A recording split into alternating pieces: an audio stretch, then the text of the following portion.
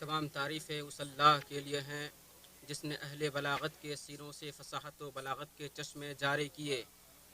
اور گلستان زبان و ادب کے رنگا رنگ پھول سے زبان دانوں کے دل کے گلشن کی کلیاں کھلائیں، جس سے یہ گلشن نوادرات اور عمدہ حکمتوں کے عطر بیز پودوں سے معطر ہو گئے۔ کچھ پودے ایسے ہیں جن کے کئی تنے ہیں اور کچھ کے ایک سے زیادہ تنے نہیں ہیں۔ میں گواہی دیتا ہوں کہ اللہ کے سوا کوئی معبود برحق نہیں، اور میں گواہی دیتا ہوں کہ ہمارے سردار اور نبی محمد صلی اللہ علیہ وسلم اس کے بندے اور رسول ہیں، جو میدان بلاغت کے شہ سوار تھے۔ اس میدان میں سب پر فوقیت رکھتے تھے، الفاظ و معنی کے دونوں باغوں کے خوب خوشاچیں تھے، اور ان دونوں باغوں کے پھل اور خوشے آپ سے بالکل قریب تھے۔ آپ منبر فصاحت کی چوٹی پر متمکن تھے اور بلاغت کے سب سے اعلیٰ درجے پر فائز تھے۔ اللہ کی رحمتیں نازل ہوں آپ پر، آپ کی آل و اصحاب پر، اور خیر و بھلائی کے ساتھ آپ کے نقش پاکی پیروی کرنے والوں پر۔ حمد و صلات کے بعد، بے شک اللہ تعالیٰ نے مخلوقات کو جس چیز کی وصیت کی ہے وہ وصیتوں میں سب سے بہترین وصیت ہے، اور رب ذوالجلال سے بیم و رجا رکھنے والے انسان کو جتنی بھی وصیتیں کی جاتی ہیں ان میں سب سے عظیم وصیت ہے۔ اللہ تعالیٰ نے اپنی وہ وصیت یوں بیان کی ہے، وَلَقَدْ وَصَّيْنَا الَّذِينَ أُوتُوا الْكِتَابَ مِن قَبْلِكُمْ وَإِيَّاكُمْ أَنِ اتَّقُوا اللَّهَ، یعنی تم سے پہلے جن لوگوں کو کتاب دی گئی تھی انہیں ہم نے تاکیدی حکم دیا تھا، اور تمہارے لیے بھی یہی حکم ہے کہ اللہ سے ڈرتے رہو۔ تقوی اور اللہ سے ڈرنے کی یہ وصیت اس دنیا میں مومن کے لیے جنت اور آخرت میں اس کے لیے ڈھال ہے۔ تقوی ایسا لباس ہے جو کسی بھی عیب و برائی کو ظاہر نہیں ہونے دیتا۔ یہ چہرے کا نور، دل کی خوشی، ناپسندیدہ امور سے بچنے کا سامان اور جنت کے درجات تک پہنچنے کا زینہ ہے۔ اے ایمان والو، بلا شبہ یہ منبر نبوی پیغام اسلام کی نشر و اشاعت کا اولین مرکز اور اسلام کی دعوت و تبلیغ کا نمایاں اسٹیج ہے، اور آفتاب اسلام کی کرنیں یہیں سے پوری دنیا تک پہنچی ہیں۔ اسی منبر کے افق سے نبی صلی اللہ علیہ وسلم کی فصاحت و بلاغت کے سورج نے جو فشانی کی ہے، آپ صلی اللہ علیہ وسلم کی زبان و بیان کی خوشبو اسی باغ کے منبر کی کلیوں سے پھوٹی ہے، اور اسی سرچشمے سے فصاحت کا چشمہ پھوٹا ہے، اور اسی کے سنگ ریزوں کے درمیان بلاغت کا پودا شجرہ سایدار بنا ہے۔ اس فصیح و بلیغ شاعر نے کیا خوب کہا ہے، جسے روح القدس جبریل امین کی تائید حاصل تھی۔ مدینہ طیبہ میں رسول اللہ صلی اللہ علیہ وسلم کے آثار اور نشانیاں چمک رہی ہیں، اور بسا اوقات آثار مٹ جاتے ہیں اور پرانے ہو جاتے ہیں، لیکن اس قابل احترام شہر سے نشانیاں نہیں مٹ سکتی۔ یہاں ہادی عالم کا منبر ہے جس پر جلوہ افروز ہوتے تھے، یہاں آپ کے آثار نمایاں ہیں اور نشانیاں باقی ہیں۔ وہ مقام بھی موجود ہے جہاں مسجد اور آپ کی جائے نماز ہے۔ علوم و معارف زمانے کے ساتھ ساتھ باقی ہیں، نشانیاں پرانی ہوتی ہیں پھر ان کی تجدید کر دی جاتی ہے۔ یہیں سے نبی مصطفیٰ نے ایسے خطبے دیے کہ اہل فصاحت و بلاغت بے زباں ہو گئے، شہ سواران خطابت گھٹنے ٹیک دیے، اور زمانہ کان لگا کر بڑے غور سے اس کلام نبوی کو سننے لگا، جس سے فصاحت و بلاغت کے دریا بہہ رہے ہیں، رحمت کی موجیں ٹھاٹھیں مار رہی ہیں، عدل و انصاف کی خوشبو پھوٹ رہی ہے، اور صدق و سچائی چھلک رہی ہے۔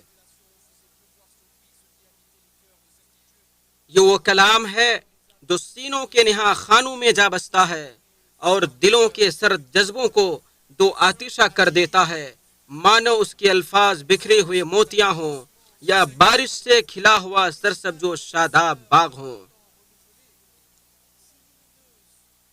شیریں الفاظ بڑے واضح اور دل نشیں ہوتے ہیں، اگر الفاظ لباس کی طرح پہنے جاتے تو وہ ہمیں پہنا دیے جاتے۔ آپ صلی اللہ علیہ وسلم منبروں کے شہسوار تھے، خطیبوں میں سب سے زیادہ بلیغ تھے۔ جب آپ صلی اللہ علیہ وسلم اس مبارک منبر پر جلوہ افروز ہوتے تو پتہ نہیں چلتا کہ منبر پر کوئی خطیب ہے یا پورا منبر ہی خوشبو سے معطر ہو گیا ہے۔ آپ صلی اللہ علیہ وسلم اس منبر پر تشریف لاتے تو آپ پر وحی کی ایسی بارش ہوتی جو دلوں کو یقین سے معمور کر دیتی، روحوں کو شوق و اشتیاق سے بھر دیتی، آنکھوں کو اشک بار کر دیتی اور قلت قلب و جگر میں رقت طاری کر دیتی۔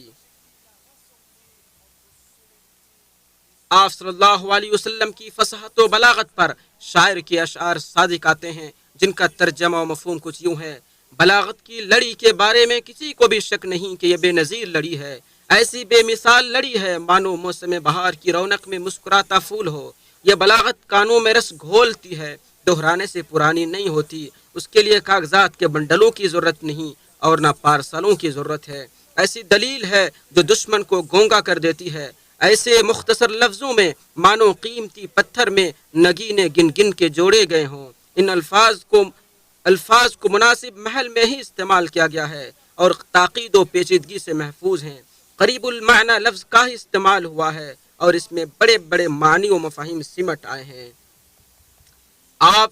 جب خطبہ دیتے آنکھیں سرخ ہو جاتی، آواز بلند ہو جاتی اور ایسے غضبناک ہو جاتے گویا کسی ایسے لشکر سے ڈرا رہے ہیں جو صبح و شام ان پر حملہ آور ہونے والا ہے۔ آپ کی زبان مبارک سے جو بھی کلمات نکلتے ان پر رب کریم محبت ڈال دیتے، انہیں قبولیت حاصل ہو جاتی، ان پر جمال و جلال اور حلاوت کی طراوت پائی جاتی، ان میں جامعیت اور اختصار کے ساتھ بڑی شفافیت اور وضاحت ہوتی جو سامع کو بآسانی سمجھ میں آ جاتی، نہ انہیں دوبارہ لوٹانے کی ضرورت ہوتی اور نہ سامع ایسی ضرورت محسوس کرتے۔ زبان سے کوئی جملہ بے خیالی میں بھی غلط نہیں نکلتا اور نہ ہی غلطی ہوتی اور نہ ہی دلیل و برہان میں کوئی کمزوری پائی جاتی اور نہ ہی دشمن کے قدم ٹکتے اور نہ ہی کوئی زبان آور آپ کو لاجواب کر پاتے، بلکہ آپ کے مختصر کلمات لمبے لمبے خطبات پر بھاری پڑتے، دشمن کو انہی کے ہتھیار سے خاموش کرتے، لیکن صدق و راستی کا دامن نہیں چھوڑتے، حق بات کے ذریعے ہی دشمن پر حجت قائم کرتے،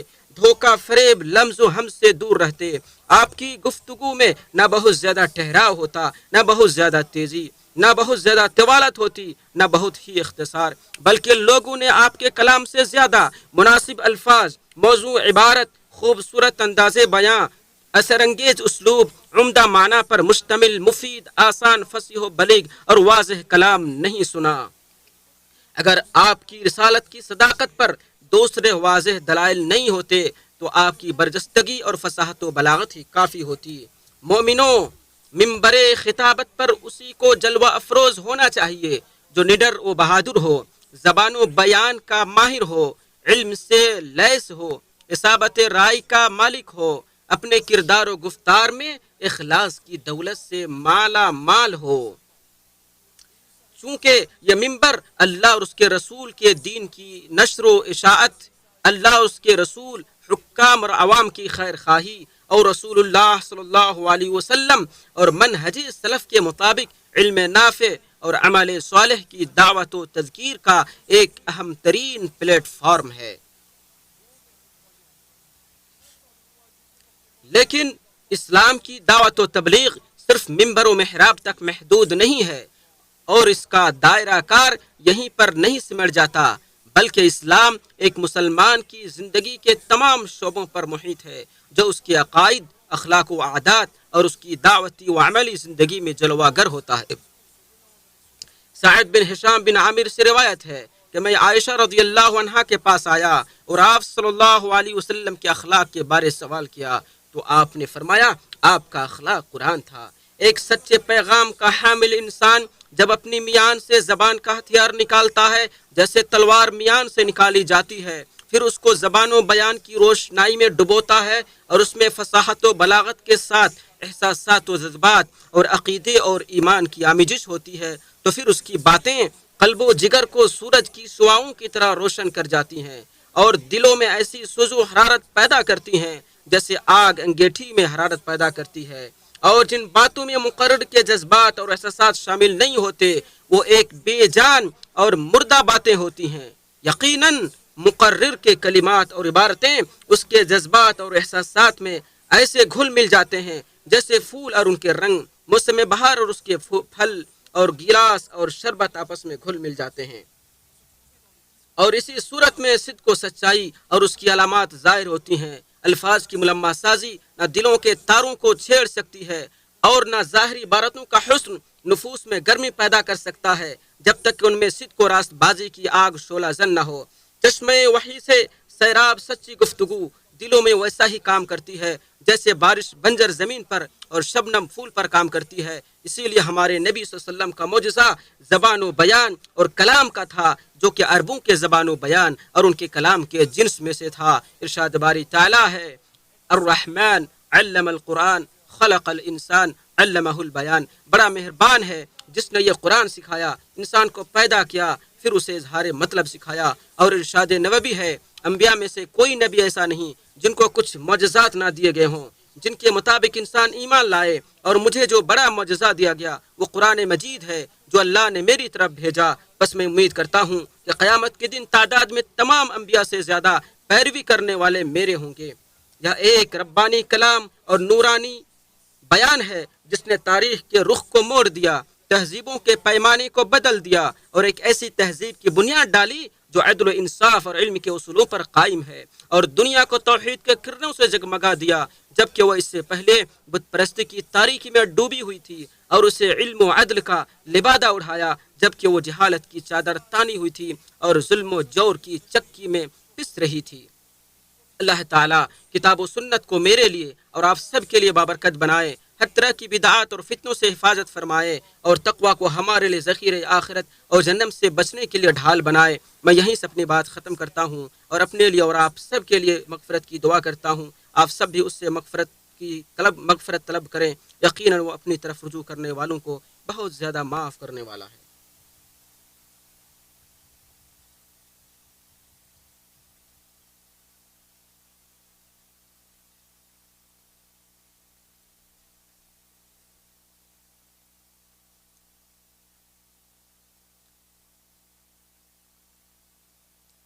اے اللہ، تیرے ہی لیے ہر طرح کی تعریف ہے کہ تو نے بولنا سکھایا اور واضح گفتگو کرنے کا ہنر سکھایا۔ اسی طرح ہم تیری کامل عطا و بخشش اور ستر پوشی کی نعمت پر تعریف بیان کرتے ہیں، اور بہت زیادہ درود و سلام نازل ہو بنی نوع انسان کے سردار روز محشر کے شافع مصطفیٰ پر، ان کی آل و اصحاب پر، اور ان تمام لوگوں پر جنہوں نے ان کے طریقے کو اپنایا اور ان کی پیروی کی۔ اما بعد، مومن مردوں اور عورتوں کی جماعت، عصر حاضر کے مختلف و متعدد با اثر پلیٹ فارم پر خطاب کرنا اور اپنی بات رکھنا نہایت ہی پرخطر اور حساس امر ہے، خصوصاً اس شخص کے لیے جسے لوگ بصد شوق سنتے ہیں، دلوں کو جس سے سکون ملتا ہے، جسے اللہ نے معافی ضمیر کی ادائیگی کا بہترین ملکہ دیا ہے، اور جسے اللہ نے اپنے بندوں میں قبولیت و پذیرائی عطا کی ہے۔ تو ایسی صورت میں ایک خطیب اور مقرر کے کاندھوں پر ایک عظیم امانت عائد ہوتی ہے، اس کی سخت گرفت ہو سکتی ہے، لہذا اس کے لیے ضروری ہے کہ وہ بالکل ناپ تول کر اور موقع و محل کے مطابق اپنی بات رکھے، کیونکہ بسا اوقات یہ تقریر اس بارش کی مانند ثابت ہوتی ہے جو انتہائی شدید اور موسلادھار ہو، یا پھر اس تیر کی مانند ہوتی ہے جو تیر انداز کے چوک کرنے کے باوجود ہدف پر پہنچ گیا ہو۔ نبی صلی اللہ علیہ وسلم نے فرمایا، جو شخص اللہ پر اور آخرت کے دن پر ایمان رکھتا ہو اسے چاہیے کہ اچھی بات کہے، ورنہ پھر خاموش رہے۔ لہٰذا اے ارباب زبان و بیان، تمام مخلوقات کے سردار نبی صلی اللہ علیہ وسلم کی طرح اپنے آپ کو زیور ادب یعنی صدق و سچائی سے آراستہ و پیراستہ کریں، اور اپنی باتوں میں خیر خواہی اور اشاعت حق کی کوشش کریں۔ اے ایمان والو، کبھی بھی رہو، کہیں بھی رہو اور کسی کے ساتھ بھی بات کرو، اپنی گفتگو کے حقوق اور مقام و مرتبے کو سمجھو اور اسے پورا پورا حق دو، بہترین بات اور شیریں کلامی کی خوشبو عام کرو، اور اس سلسلے میں تمہارے لیے پیارے رسول صلی اللہ علیہ وسلم کا ارشاد کافی ہے، جس میں آپ نے فرمایا، بہترین بات بھی صدقہ ہے۔ اے کامیاب خطباء کرام، گفتگو کرتے ہوئے موقع و محل، سامعین و مخاطبین اور کلام کی مناسبتوں کا لحاظ رکھیے، اسے معنی کی لطافت و نفاست سے مزین کیجیے، اور فصیح و بلیغ الفاظ اور محاسن کلام کا جامہ پہنائیے، تاکہ کانوں سے پہلے دل آپ کی طرف مائل ہو جائیں۔ بلا شبہ دل بھی اسی طرح مائل ہوتے ہیں جس طرح کان مائل ہوتے ہیں، اسی کی طرف اشارہ کرتے ہوئے ہمارے بزرگ و برتر اور پاک پروردگار نے فرمایا، اور تاکہ ان لوگوں کے دل اس جھوٹ کی طرف مائل ہوں جو آخرت پر یقین نہیں رکھتے۔ اے مومن مردوں اور عورتوں، آج کے دن کائنات اور مخلوق کے سردار پر درود پڑھنا مستحب ہے،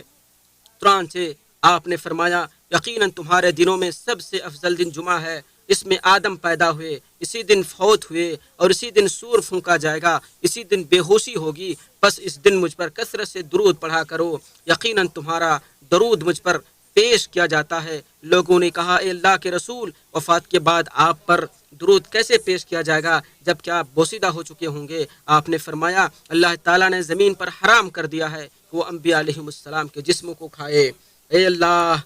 درود و سلام اور برکتیں نازل فرما اگلے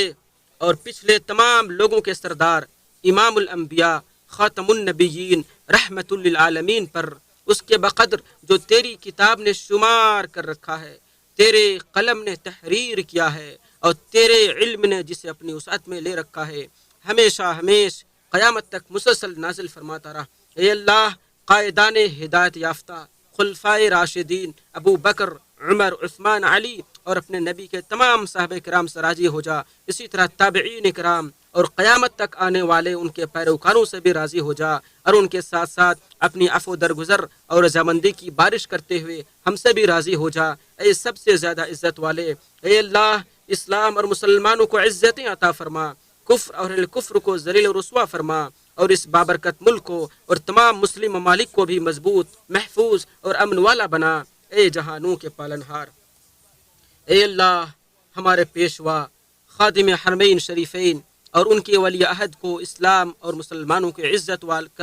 والے اور ایسے کاموں کی توفیق عطا فرما جن میں بندوں اور ملک کے لیے دین و دنیا کی بھلائی ہو۔ اے سب سے زیادہ عزت والے، اے اللہ ہر خیر کے معاملے میں ان کی مدد فرما